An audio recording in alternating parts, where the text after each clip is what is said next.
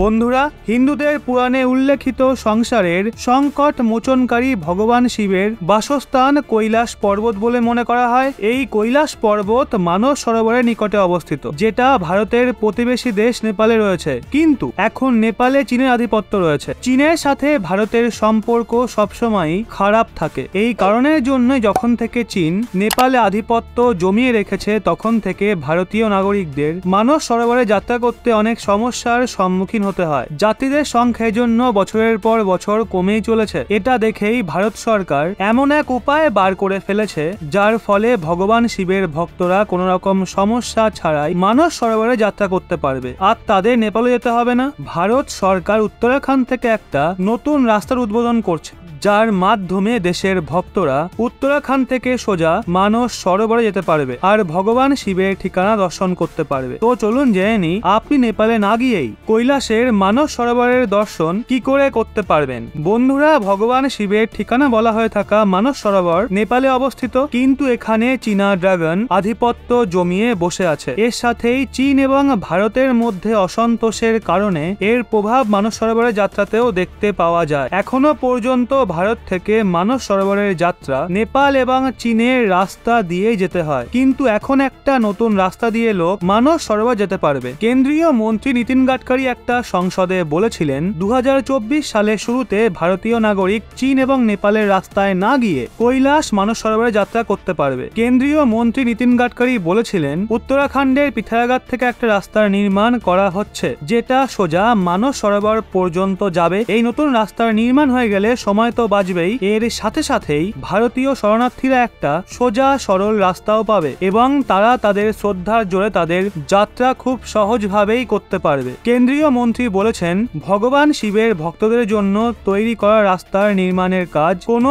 সহজ কাজ নয়। নীতিন গাডকারি বলেছেন, এখানে রাস্তা তৈরি করা যথেষ্ট মুশকিলের কাজ। রাস্তা নির্মাণের সময় যথেষ্ট সমস্যা আসছে। -5 ডিগ্রি সেলসিয়াসেও ফাইটার জেট এবং হেলিকপ্টারের সাহায্যে মেশিন পৌঁছানো হয়েছে। উত্তরাখণ্ডের দিক থেকে যাওয়া রাস্তার 85% পর্যন্ত কাজ প্রায় হয়ে গেছে। আশা করা যায় 2023 সালের ডিসেম্বর মাসের মধ্যে বাকি কাজও সম্পূর্ণ হয়ে যাবে। মানস সরোবর কৈলাসের উদ্দেশ্যে তৈরি করা এই রাস্তাকে 3 ভাগে ভাগ করা হয়েছে। রাস্তার প্রথম ভাগ পিথোরাগড় থেকে তাবাঘাট পর্যন্ত 107 কিলোমিটার হবে। দ্বিতীয় ঘাট তাবাঘাট থেকে ঘাটিয়াবাগার পর্যন্ত 19 কিলোমিটার হবে, আর তৃতীয় ভাগ ঘাটিয়াবাগার থেকে লিপুলেক পর্যন্ত 90 কিলোমিটার লম্বা হবে। তৃতীয় ভাগকে কেবল পায়ে হেঁটে যেতে হবে, যেটায় প্রায় 5 দিন সময় লাগবে। তাবাঘাট থেকে ঘাটিয়াবাগার পর্যন্ত রাস্তাকে দুটো ভাগে ভাগ করে দেওয়া হয়েছে। কিছুদিন আগেই পিথোরাগড়ের ভাগচুলা পেসেল থেকে লিপুলেক পর্যন্ত রাস্তার কাজ সম্পূর্ণ করা হয়েছে, যার পর নীতিন গাডকারি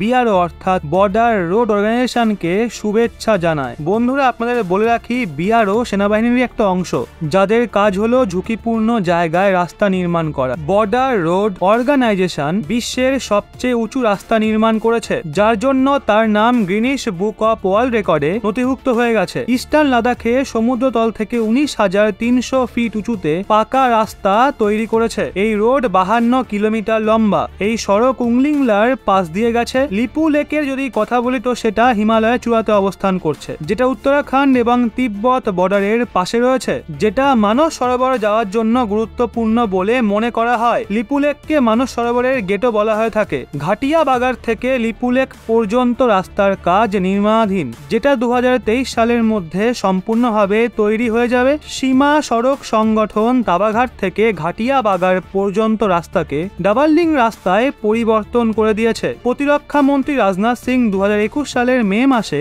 এই নতুন রাস্তা 5 দিনের রাস্তাকে কমিয়ে 2 দিনেই যাত্রা করে দেবে, যা থেকে আসা যাওয়ায় 6 দিনের সময় বেঁচে যাবে। এর সাথে যাত্রাকে পূরণ করার জন্য নেপাল এবং চীন হয়ে যেতে হতো, আর এজন্যই সরকার প্রতি বছর 1000 জন ভক্তকেই যাত্রায় যাওয়ার অনুমতি দিত। এর সাথে যাত্রাকে সহজ করার জন্য অনেক গ্রুপও তৈরি করা হয়েছে। প্রত্যেকটা গ্রুপকেই যাত্রা 28 দিনের মধ্যে শেষ করতে হয়। এর সাথেই এই যাত্রাতে যাওয়া প্রত্যেক যাত্রী 25 কেজি পর্যন্তই জিনিস নিয়ে যেতে পারে, যার মধ্যে 5 কেজি পর্যন্ত খাবার জিনিসও থাকতে পারে। এর সাথে যাত্রাতে বয়সেরও নির্ধারণ করা হয়েছে। এতে 18 থেকে 70 বছরের মানুষজন যেতে পারবে, কেননা যাত্রা অনেক মুশকিলের এবং যারা ফিজিক্যাল ফিজিক্যালি ফিট তারাই যাত্রাতে যাওয়ার অনুমতি পায়। যদি উত্তরাখণ্ডের পিথোরাগড় থেকে মানস সরোবর যাওয়ার নতুন রাস্তা এই কঠিন যাত্রা থেকে বাঁচাবে। আর ৩-৪ সপ্তাহের জায়গায় যাত্রীরা ১ সপ্তাহের মধ্যেই মানস সরোবর পৌঁছে যাবে।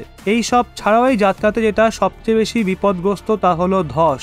বন্ধুরা, হিমালয়ের কোলে থাকা মানস সরোবর চারিদিক দিয়ে বড় বড় পাহাড় দিয়ে ঘেরা, যার জন্য এখানে ধসের সমস্যা সবচেয়ে বেশি হয়ে থাকে। ধস নামার কারণে এই জায়গা অনেক বিপজ্জনক। ১৯৯৮ সালে বিখ্যাত ওড়িশি নৃত্যাঙ্গনা প্রতিমা বেদী সহ ২০০ জনেরও বেশি মানুষ কৈলাসের মানস সরোবরে তীর্থযাত্রার সময় ধসের কবলে পড়ে প্রাণ হারায়। আপনাদের বলে রাখি, বর্তমানে বিদেশ মন্ত্রণালয় ৩টে আলাদা আলাদা রাস্তা বের করেছে, যেগুলো লিপুলেক, উত্তরাখণ্ড, নাথুলা সিকিম এবং কাঠমান্ডু হয়ে কৈলাস মানস সরোবরের যাত্রা নির্ধারণ করে। এই ৩টে রাস্তাকেই খুব বিপজ্জনক বলে মনে করা হয়, আর এতে যেতে প্রায় ২৩ থেকে ২৫ দিনের সময় লাগে। লিপুলেক থেকে কৈলাস মানস সরোবর পর্যন্ত পৌঁছাতে যাত্রীদের তুষার আবহাওয়ার সম্মুখীন হতে হয় এবং তারপর ১৯,৫০০ ফিট পর্যন্ত উঁচুতে প্রায় ৯০ কিলোমিটার পর্যন্ত ট্রেকিং করতে হয়। এগুলো দেখে ভারত সরকার এখান থেকে যাত্রা করতে নিষেধ করে। নাথুলা সিকিম কৈলাস পর্বত পৌঁছানোর জন্য দ্বিতীয় রাস্তা বলে মনে করা হয়। এই রাস্তা লিপুলেকের থেকে একটু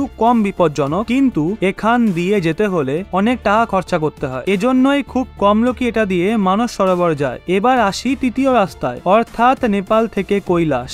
বেশিরভাগ লোকই এই রাস্তা দিয়ে মানস সরোবর যায়, কারণ যেখানেই রাস্তা একটু সহজ হয় সেখানেই কম খরচ হয়। এই রাস্তা দিয়ে যাওয়ার জন্য প্রথমে দিল্লিতে কাগজপত্রের কাজ পূরণ করতে হয় এবং তারপর সেখান থেকে নেপালের রাজধানী কাঠমান্ডু যেতে হয় এবং সেখান থেকে মানস সরোবরের যাত্রায় বেরিয়ে পড়ে। তারপর কাঠমান্ডু থেকে প্রায় ১ ঘন্টা যাত্রার পর ফ্রেন্ডশিপ ব্রিজে পৌঁছায়, যেখানে চীনা অফিসাররা প্রায় সময় তীর্থযাত্রীদের জিনিসপত্র চেক করে থাকে। এই জায়গা নেপাল এবং চীনের সীমান্ত রেখা। ফ্রেন্ডশিপ ব্রিজ দুই দেশকে যুক্ত করেছে।